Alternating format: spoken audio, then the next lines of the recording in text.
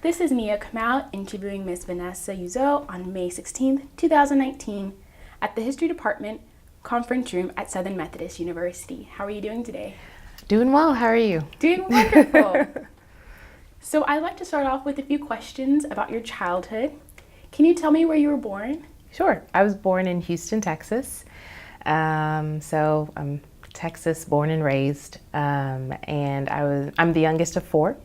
My parents were born in Nigeria, so they immigrated over back in the 80s, and then I was their last one to be let out in Houston once they made it over. Okay. And what was your neighborhood like in Houston growing up? It was pretty tight-knit. I don't recall there being very many other Black families in my neighborhood, let alone African families. So there weren't a lot of people that looked like me. But I only lived there my first 5 or 6 years of life, and then we moved to San Antonio. Okay. So Houston is a very faint memory for me. So you had most of your education in San Antonio? Yes. So I did pre-K in Houston at Busybodies Academy. Still remember the name. And then kindergarten through high school was all in San Antonio. Okay. And what was your middle school and high school experience like? Middle school it was kind of difficult, honestly. It was the first time that I went out for sports teams, so the athletic ability that I guess is in my family, I got a taste of. But as far as friendships, I had a lot of great friendships that ended in middle school, which was weird. And all of my friends except one were of another race, which I didn't feel weird about it, but that, I guess, the realization of it hit me because they told me in middle school, and so that made me feel a little different afterward. So I guess the idea of what race is and what it means to people and how it could even cause division or that otherness factor started in middle school, and I was so young, so that was just weird now that I think about it. Now, was there a diverse representation of different ethnicities at the schools you grew up in? Not really. So San Antonio is very, very heavily populated with Hispanic people. So again, even the Caucasians that were there, not as populous as the Hispanics. At my school, there was everyone of every race, but the smaller populations were definitely African American families and even certain Asian families, and any other race you could think of. So it was a different dynamic for sure, but again, I didn't really see an issue with it, or it wasn't obvious to me where it should be pointed out compared to some of the other kids, and some of them ended up being my friends and pointed that out to me, so that was interesting. It is interesting.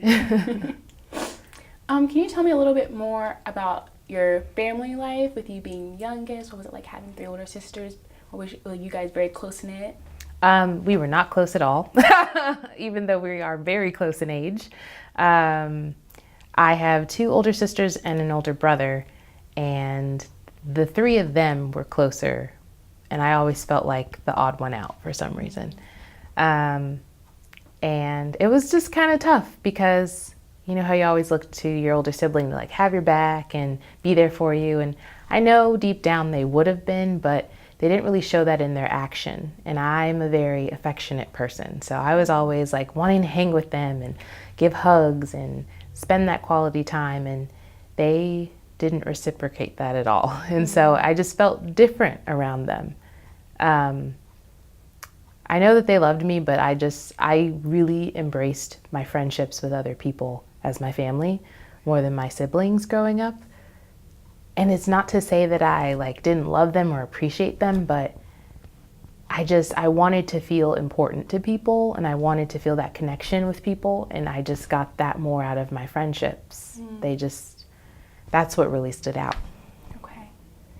And so I'd like to hear a little bit more about your high school experiences and some of those friendships that you had there that maybe made you feel like you were part of a family, as well as like some of the extracurricular things that you might have done in high school?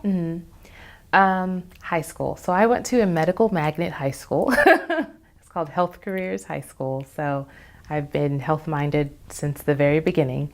They didn't have the same sports at that school that I played in middle school. So I was on track, volleyball, and basketball in middle school, and I didn't do any sports in high school. It was so weird because I was so used to getting up early for practice, staying after school for practice, having games every week. And so for that to be taken away, it was just a different feel. I was like, okay, I'm literally studying all day, every day only. And if I do any physical activity, it's going to be on my own. And this was different from my siblings because they all went to the high school that our middle school fed into, which was also closer to where we lived. So I had to like force my parents to drive further out to drop me off. But it was worthwhile because this is the field I wanted to enter into, and I took it seriously beginning in high school. I was in Madrigals, which was an a cappella choir in high school. I just started falling in love with choir even more, having taken it as my music credit all 4 years in middle school. And so that was kind of like my highlight. That's kind of where I had my competitive edge since I didn't have sports. So I did all region choir auditions and all sorts of competitions with that, and really found a lot of joy in that. I was part of student government as well in high school. I think I was like treasurer for 2 or 3 years of my class, National Honor Society. So anything and everything that I could join, I did it, just because I wanted to feel part of something and I wanted to feel important. And I was kind of filling that void from not having sports. And then as far as my friends, high school was a really good growing experience. My high school was actually very diverse because there were only select students that were admitted in because it was an application process. And a lot of my friends didn't get admitted until a lot later into the first year, but I was fortunate enough to get admission right away. That's how competitive it was. And it was weird because I saw everyone, like all backgrounds were there, and they were all serious about entering the medical field. And it was just cool to be around people who were like-minded in that way. So I definitely developed some good friendships there in high school. It was really cool. So did you think about going into a health-related field, I guess even before high school? Is that what prompted you to apply to the special high school? Yeah, so I would say probably 7th grade is when I watched this documentary. I don't even know what channel it was. It must have been the Health Channel of some sort. But it was about a doctor giving, or I guess helping a woman give birth to her child. And I was so fascinated by it. So I immediately was like, that's what I'm going to do. I'm going to be a doctor and I'm going to be an OBGYN. And I'm going to allow women to, feel at ease with me to give birth to their children. And that's literally what triggered it. Like nothing came before that moment of watching that video, documentary, whatever it was, to inspire me to do that. And I've always had a knack for wanting to just serve people when they have a need. And if I have the ability to meet that need, I'm all about it. And I think that's what distinguishes providers one from another, is really the heart and passion behind the work. I'm never going to put myself into something or commit to something that I don't believe in and that I don't embrace with my whole being. And I believe that's going to be that difference factor when I am practicing and treating in whatever way that the Lord leads me to, that when patients come to me, they're going to believe in what I say and also believe what I do is for their better good. Yeah. So what prompted you to apply to SMU to continue pursuing your health education? So SMU was a surprise to me. I had never heard of SMU looking at colleges. I got a flyer from SMU in the mail junior year of high school, maybe senior year. And the only reason I applied is because there was a code on there that said, if you type this in, the fee application is waived. And I said, okay. And I know that's terrible, but literally that is how I heard about SMU. And so I went to the link, filled it out. It was a pretty easy application. And yeah, the fee was waived, and I was like, okay, cool. And then, funny enough, I got my admittance letter, and it was beautifully like wrapped in how it was mailed, and it was like blue and red and white, and it was so pretty. And I was like, wow, like they made this top notch of an admission letter. So that's what got me curious. And I ended up visiting the campus later that summer, and of course, as many people do, you instantly fall in love with how pretty it is here. It wasn't that far from home, 4.5, 5-hour drive. And so I just decided to go with them. I don't know, I felt something from, I guess, how they took the time to present an admission letter to me. Mm-hmm. No other letter was wrapped that way, and it made me feel important. It made me feel like they really wanted me to come here, so I went with it. Wow. And were you able to get any sense of what SMU's reputation was among like the Black community or the African community that you grew up around? When I came here, or before I came here? Or before, like when you were applying, were people like really into the school? Had they heard about it? Not a lot of people heard about it. I mean, maybe with my family, like we just didn't really pay attention to schools like that. Mm-hmm. I mean, unless there were like big schools for sports, because we were into sports. So all the big football schools, basketball schools, volleyball schools, we knew about them. But outside of that, no one in my family knew about SMU. I think a couple of family friends knew, and they immediately said, oh, it's a pretty expensive school, but it's a great school. But that was really it. So I had no idea what I was coming into when I got here. So you didn't have any expectations coming into SMU? I just expected to work really hard to do well. And when I did look up the cost to come here, I knew it was going to be pricey. So I expected to really have to push through and apply for as many financial aid opportunities as possible. But outside of that, no, I didn't really know what to expect. So going back to like the topic of race, when you arrived at SMU, were you surprised in any way by the demographics of the school, or were you like not surprised? I was very surprised. I wish I had done more research about SMU as far as the student population makeup or demographic, because I wasn't expecting it to be predominantly white, and maybe that's my own fault, my own ignorance, call it what it is, but that was a shock. My freshman year was a really rough year because nobody looked like me, and I did not have as much wealth as some of these other families did that had their students coming here and their siblings had graduated or were a couple years ahead, or family legacies, like none of that. And I was exposed to that all in the first year, pretty much the first semester. So it was different. I by no means didn't come from a, poor background, thank God, but we weren't, millionaires or anything like that. And so the flashiness that some of the students had and the kind of like prestige that they walked in, it just took me off guard, because I was used to people who just were people and knew how to speak to other people. I mean, there'd be moments where I'm walking down the boulevard from class or to class, and people would not even like make eye contact with me to say good morning or hello. And it was just a weird feeling. And the few people that I did meet that were minorities, I had to also be careful, because sometimes they didn't even want to speak either. And I didn't really understand what that meant or why that was there. I didn't know if the sense of, I got to make it and I got to be the one that's different, that does well at all costs was happening, or if it was just this is kind of what you turn into coming to SMU and not fitting in. It was weird. I couldn't put my finger on it, but it almost made me transfer out. Wow. Mm-hmm. I want to kind of combine the experience that you had from students as well as the experience that you had from faculty, and with orientation, and if you did Aero. How did all of that come together to make you feel welcome at this school? I did go to Arrow, and I was intentionally looking for people of color.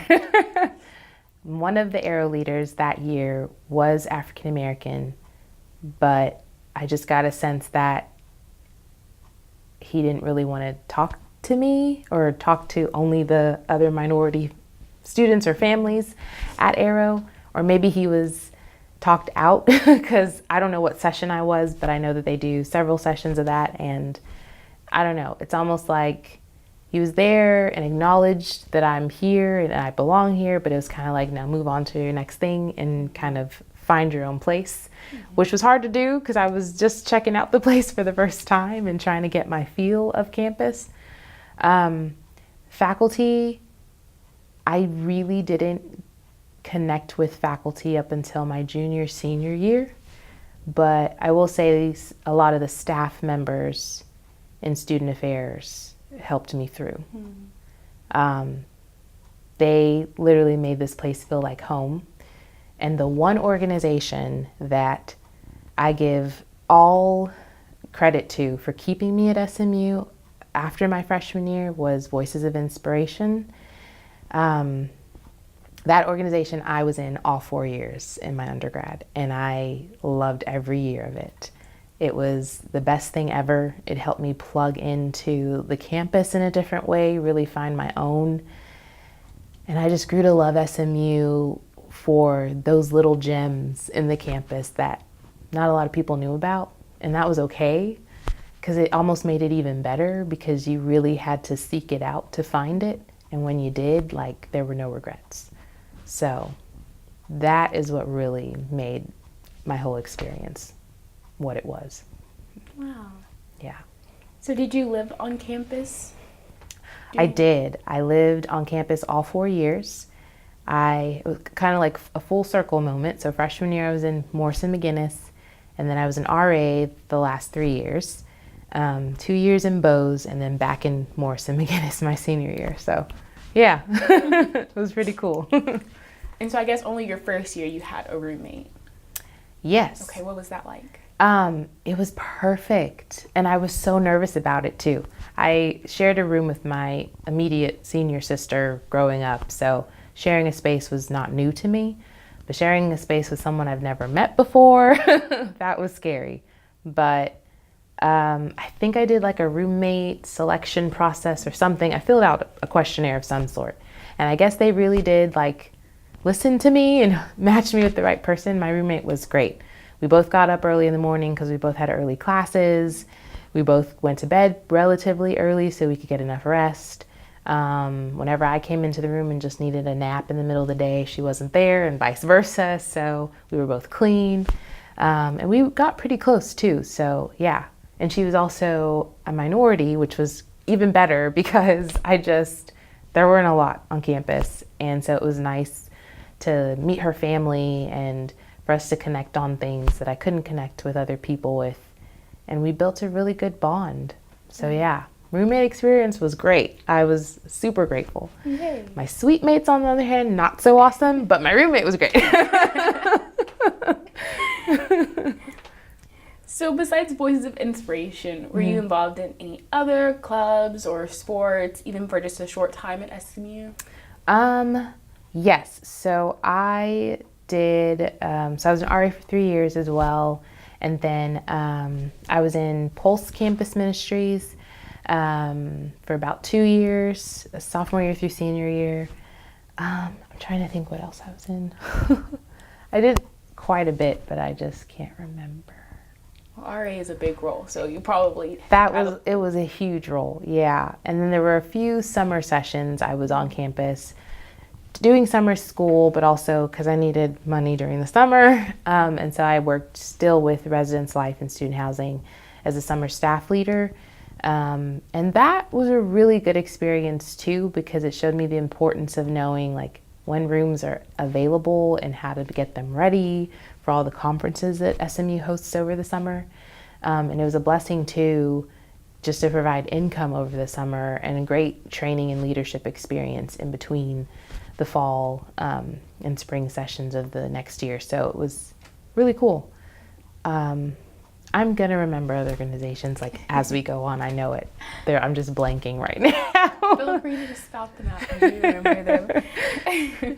But were there any organizations that maybe you felt like intimidated from joining, maybe because of the wealth of the students who participated or the demographic that they came from?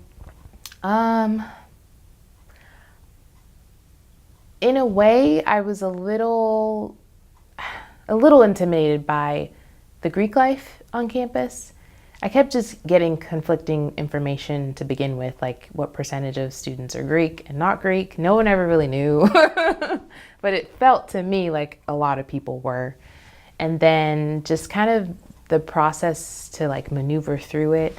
There's a lot of secrecy with some organizations. There's a lot of openness with others. I don't know. I went to a couple of information sessions just to get info about it because I didn't know a thing about being Greek.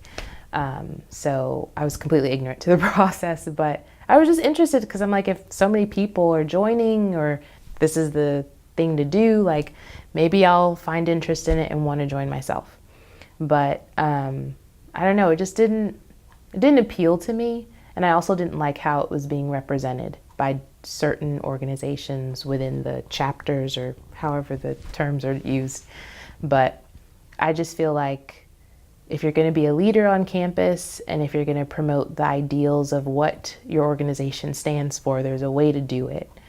While you can still have fun and do the fun social aspect too, but you should also be a leader and be a role model to other students, because that's what's going to appeal to people to want to join and want to know more.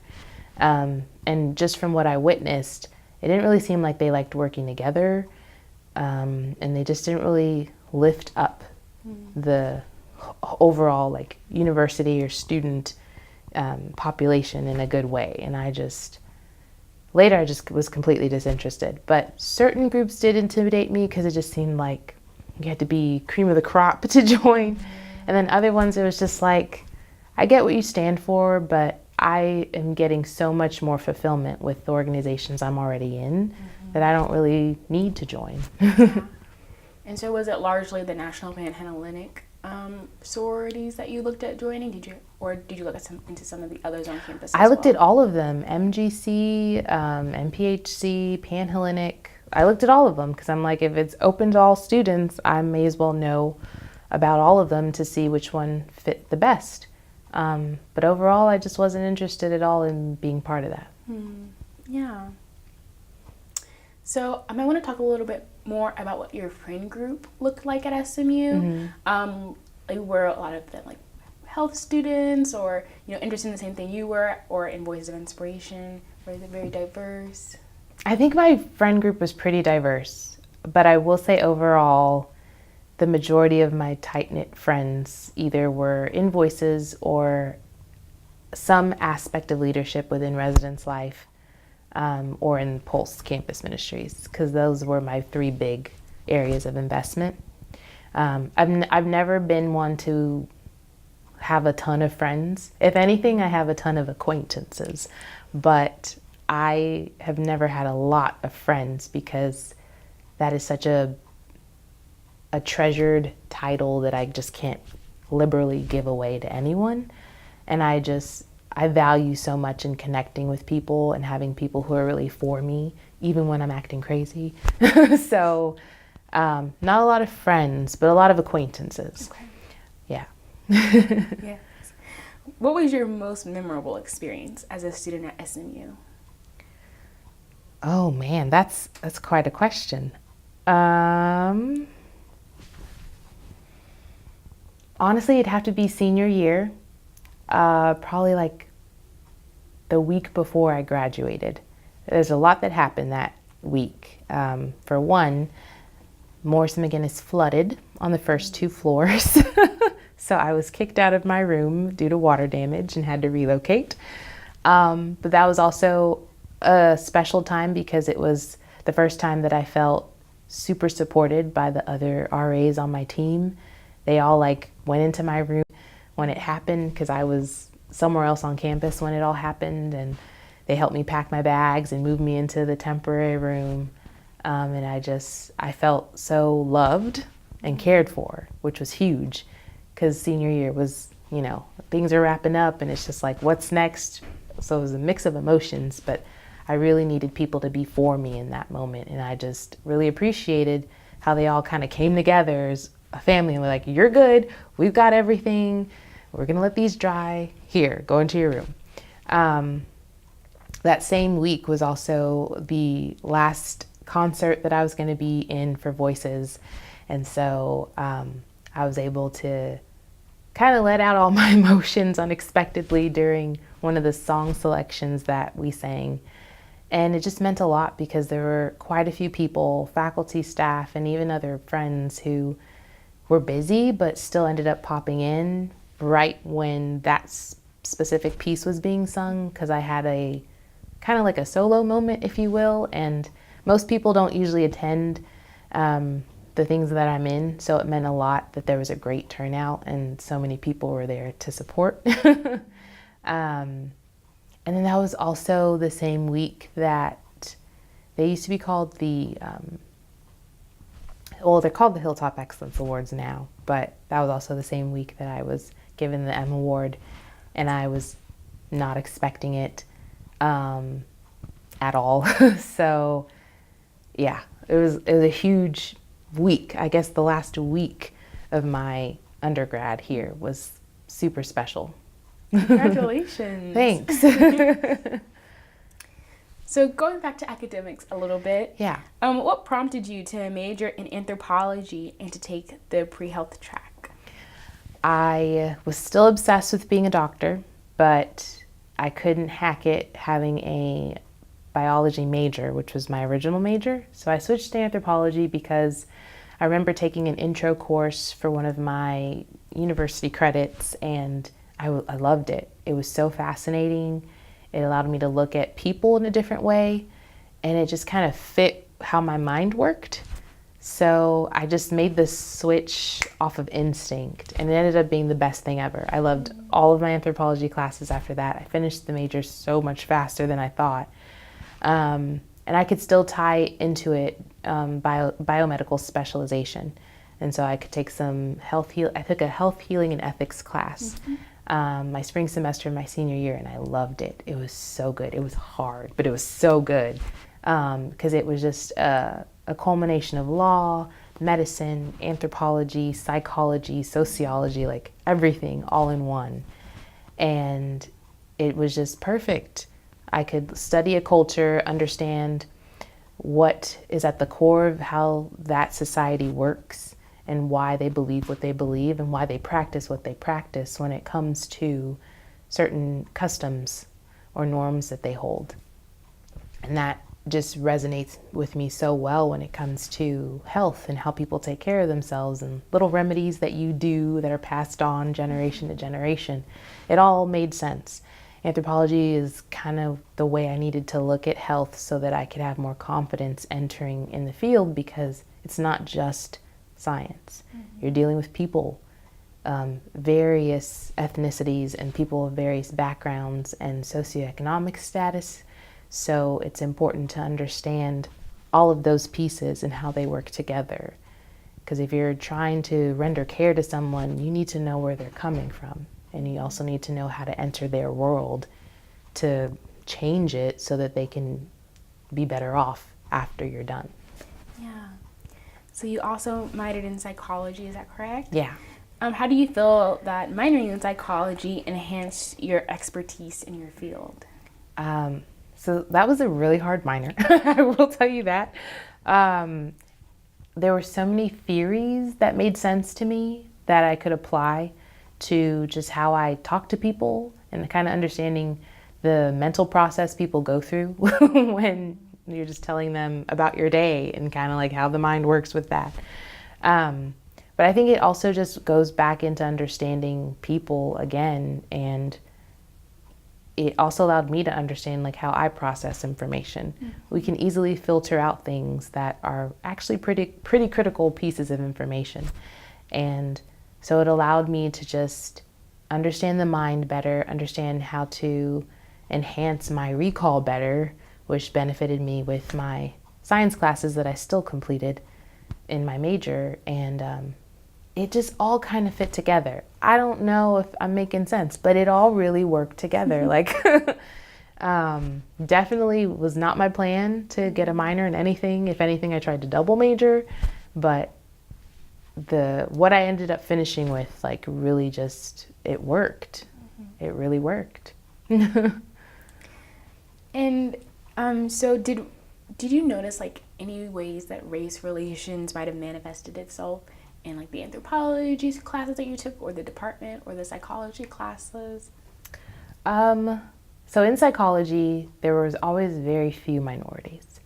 Those classes were, for one, very female dominated compared to male, but also I never really found that many minorities in my psychology classes.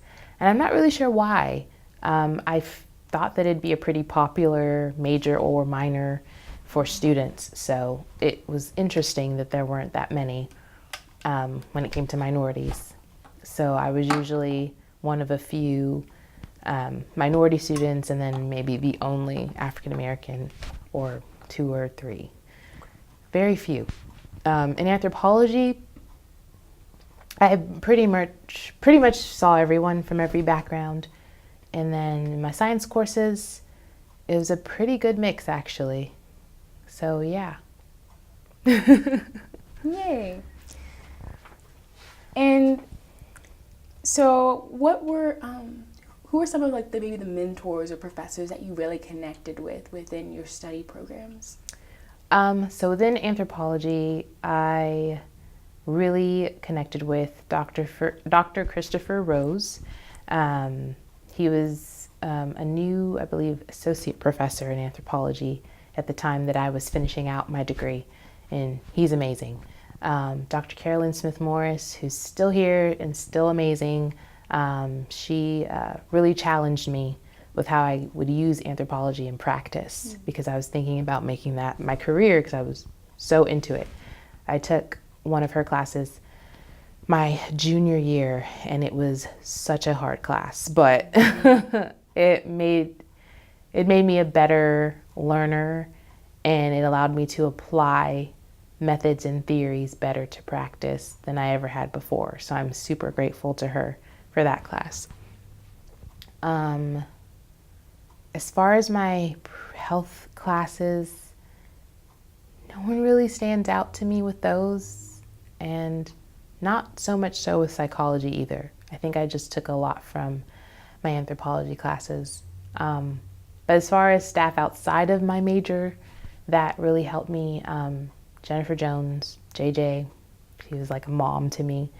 My RCD, or hall director, my freshman year, Dio Banner, she was great. And trying to think.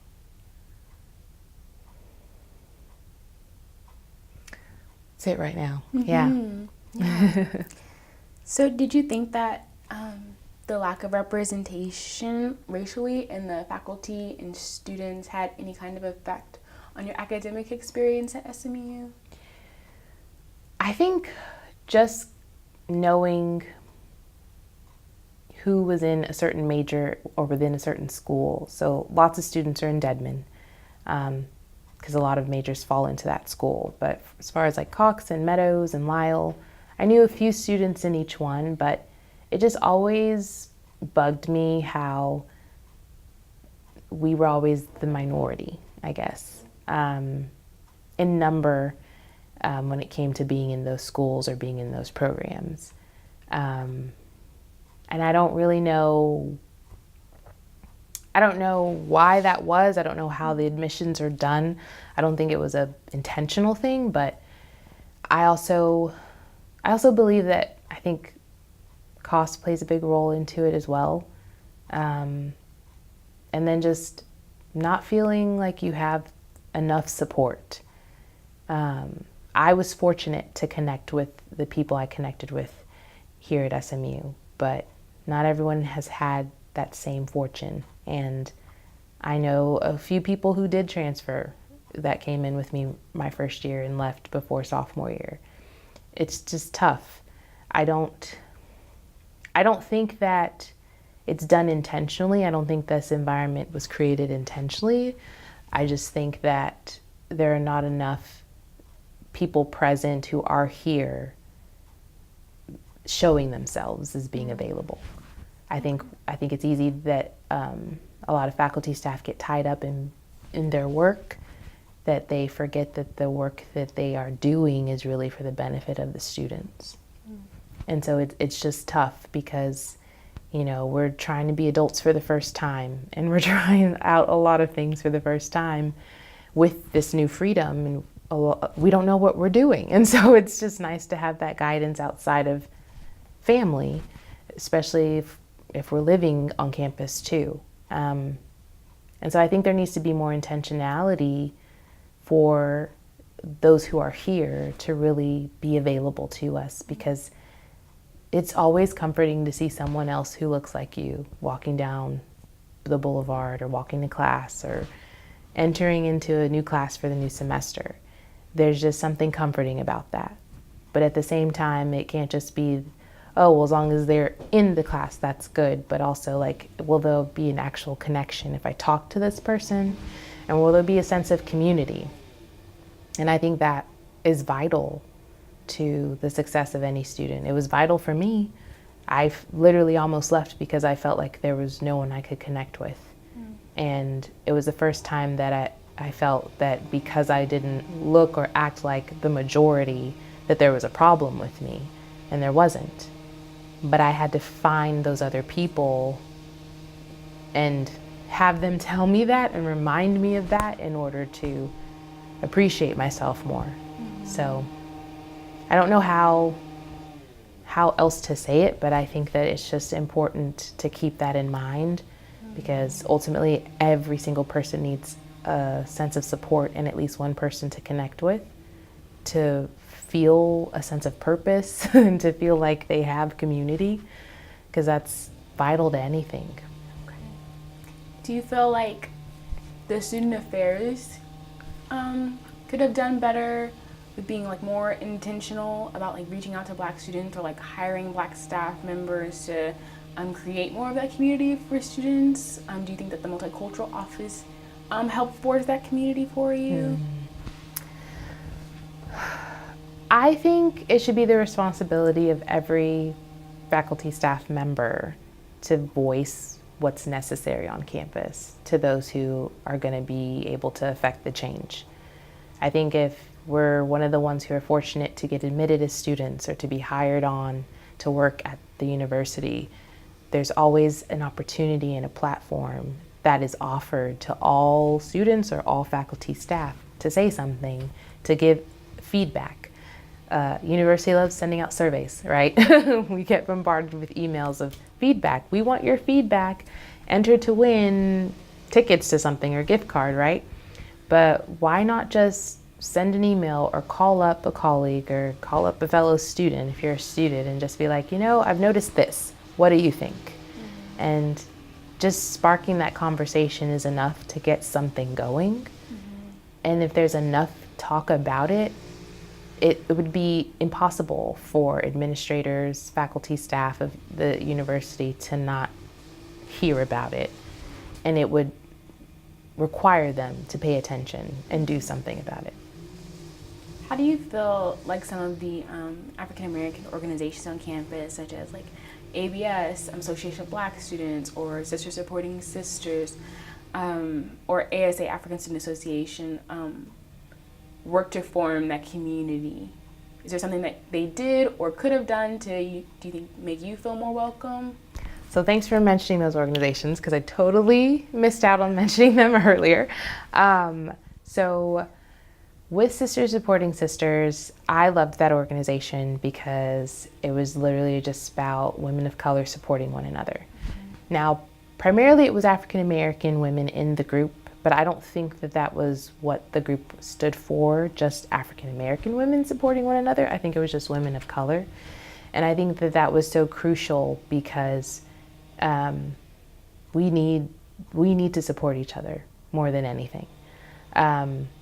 I also was part of kind of like the founding members of African Student Association here. So that was awesome because I didn't really identify with Association of Black Students that much because I am African American, like truly. So I identified more with that organization. But I think even though we had different organizations that represented the Black community, I think that there could have been more unity between them. And I think that it all starts with just communicating with each other. I think that's just been the error of a lot of things that have happened on campus is people just don't talk to one another. Even if it's as simple as, hey, we're having our event Friday at 6 as well. Let's try to work together so that as many students as possible can attend on the same night. Can you start yours at 7 or 7:30, you know, something like that. But I think that there's a disconnect when it comes to just talking to someone, or even as simple as a faculty staff member from one department talking to another faculty staff of another department. It just doesn't happen. And I don't know why it's so like almost taboo, if you will, like, oh no, we just stay here in our department. This is who we talk to. But it's like, no, we're here to make a difference, and we're here to make this university great. World changers shaped here is the motto, but you can't change the world if you're trying to exclude a segment of it. And I think that we need to focus on the world of SMU first. There are some things that are still not totally perfect, and I still feel like we are not making as much progress in certain areas as we could as a university. We are a great university, no doubt, but we're not perfect, and there's a lot of things that could be worked out for the benefit of students. And I wish that more faculty staff would lend their ear to what we're saying, or at least yield their time once in a while to come to a student organization meeting and hear what's being discussed. They say they care about what we're doing and they want to know what's going on. We'll come out to what we're investing our time into and see what we're programming about and see what, you know, relevant topic is up in discussion or up for debate right now. I don't think that it should just be focused on the larger student organizations. There are smaller ones that are making just as much of a difference and an impact that need that spotlight.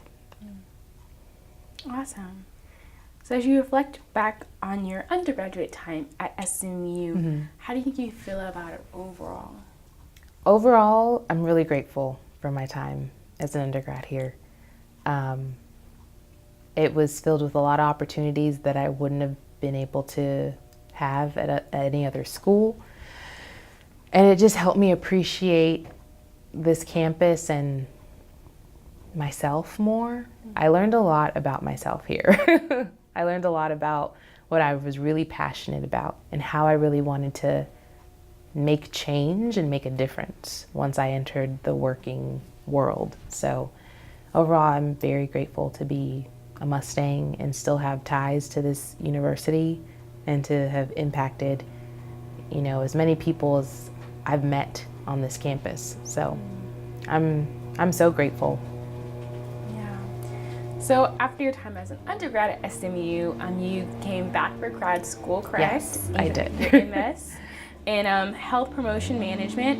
What motivated you to pursue a graduate level education?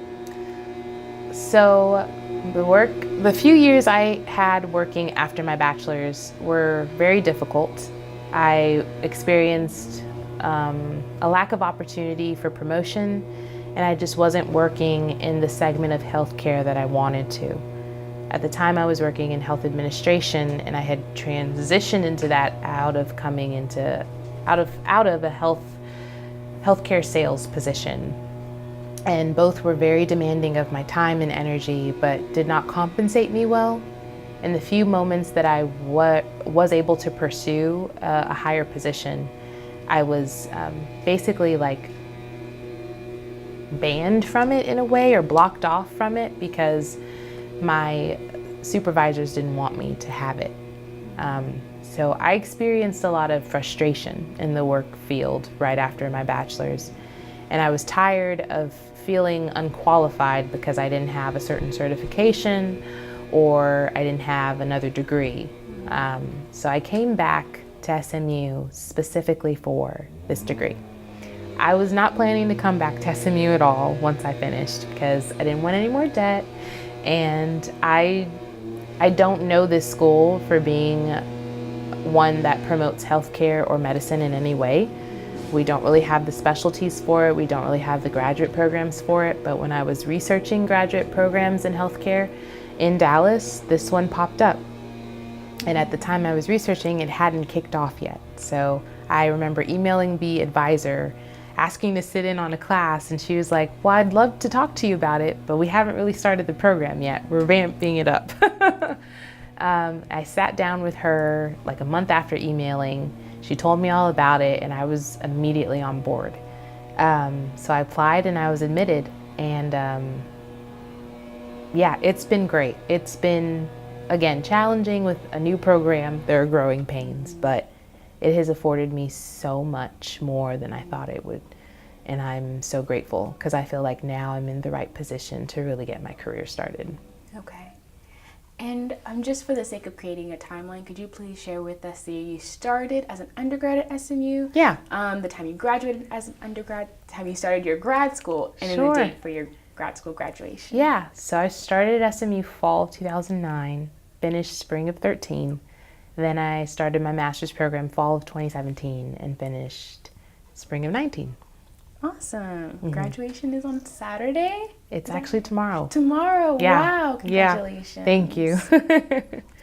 So now that you are about to graduate officially, what's the next step for you?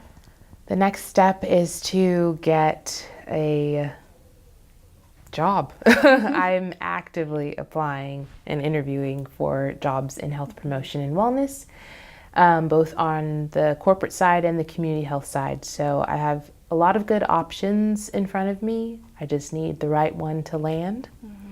And who knows, I may pursue more education because I'm forever a student, but I'm considering entering the medical field. So we'll see. And during your time at SMU, during like undergrad or graduate, were you given any fellowship opportunities? Yeah, so as a grad student, I was able to do the Albert Schweitzer Fellowship, which is a community service project that focuses on underserved communities and achieving some type of health improvement for that population. And so I was fortunate enough to partner with my church, Covenant Church, to host a young adult women's small group. And I created a faith-based wellness program through this small group. So we learned about scripture as it relates to the importance of our health. And we focused on 4 dimensions of health: physical, social, emotional, and nutritional health, and how it's scripturally based. And then I tied in my curriculum from my program into the wellness program that I created. Awesome. Yeah. Is there any other experiences that you had at SMU that you would like to touch on before we begin to close? Honestly, I just really love having met really amazing, supportive faculty staff here. There are some really great people who have invested so much of their career into SMU solely for the students. And seeing that passion and seeing that sacrifice that they don't regret in any way is, I think, the difference maker for me as far as how I see SMU and why I decided to come back again. Because those same people who I connected with in undergrad like pulled me through again for grad school. There's a great community of people here that make this school great. And I just really hope that there are more great people who are coming in to do that very thing. This is a really special place, but I think it's the people that make it that special. Okay. Would you have any words of advice for current or incoming minority students at SMU? Yes.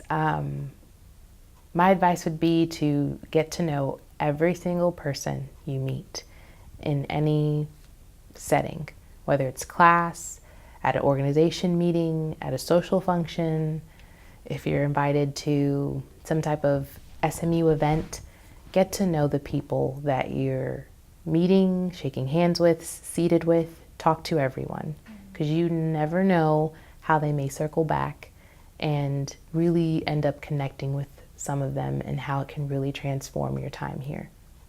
Awesome. Well, thank you so much for your time today, Ms. Vanessa, and your words of encouragement and sharing your experience. Yeah, no problem. Thank you.